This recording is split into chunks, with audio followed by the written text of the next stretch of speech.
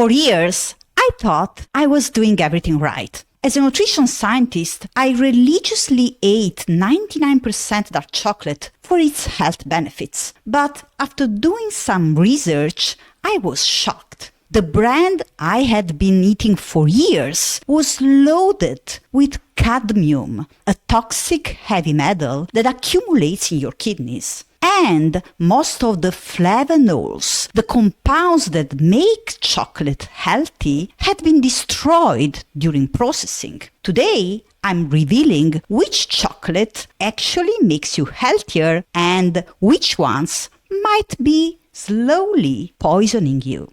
I am Dr. Lucia Aronica, lecturer in epigenetics and nutrigenomics at Stanford University. For years, I've been studying how food influences gene expression and longevity, and today I'm sharing 3 critical insights about chocolate. First, why most dark chocolate, even the extra dark ones health experts recommend, might be doing more harm than good. Second, the exact amount of the right type of chocolate you need to consume for the clinical effective dose of flavanols. And third, which specific brands contain the most flavanols and the least toxic heavy metals, and why that organic label doesn't tell you what you need to know.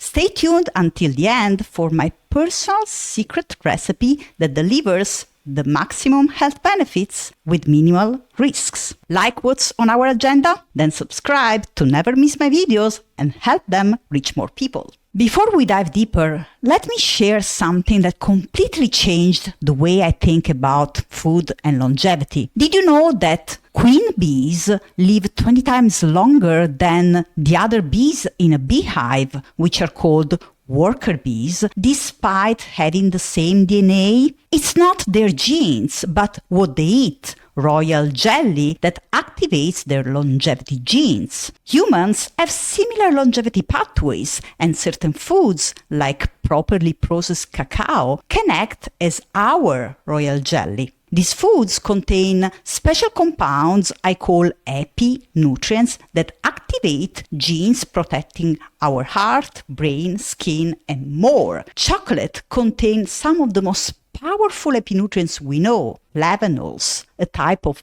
polyphenols. But there's a catch. Flavanols are extremely fragile and easily destroyed during processing.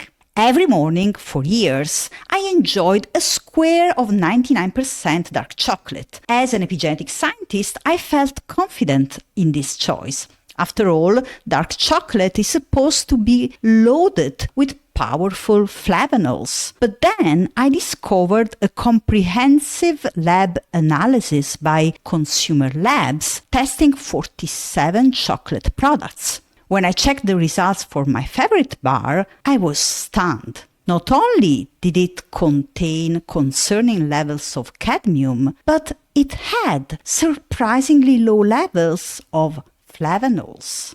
Why? My favorite bar, like 80% of chocolate products, uses Dutch processing or alkalinization. This process makes chocolate less bitter and creates that rich, dark color we associate with premium chocolate. But here's the problem. Dutch processing destroys up to 90% of the flavanols. That rich dark color is actually a sign that the chocolate has been stripped of its most beneficial compounds. And even more concerning, some popular healthy dark chocolate brands contained up to 14 micrograms of cadmium per serving. That's 3 times the daily safe limit. The bitter truth. Most dark chocolate, even those marketed as extra dark or super dark, are imposters. They look better but provide fewer benefits and more risks. Now, let's talk about what actually works. As epinutrients, flavanols influence genes related to inflammation and vascular function. Clinical studies show these results in improved blood flow, more oxygen and nutrients delivered to vital organs, and improved function throughout the body, from your heart to your brain to your skin. Now, how much chocolate you need to consume to unlock these benefits? Here's where things get interesting. Researchers don't use regular chocolate bars in their studies. They use cocoa extracts, providing 200 to 900 milligrams of flavanols daily, with most benefits experienced around 400 to 500 milligrams. But here's the shocking reality. To get 400 milligrams from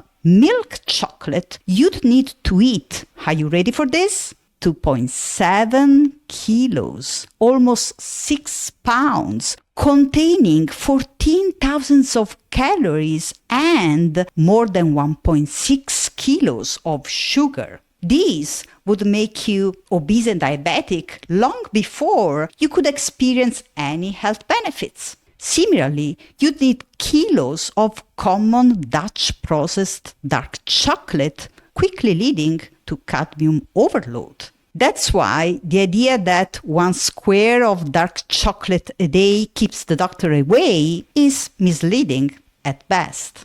But don't despair, because there's good news. Non-alkalized chocolate, 70% and higher, raw cocoa powder and cacao beans provide much higher flavanol concentrations. Just 15 to 50 grams provide the clinically effective dose with minimal sugar.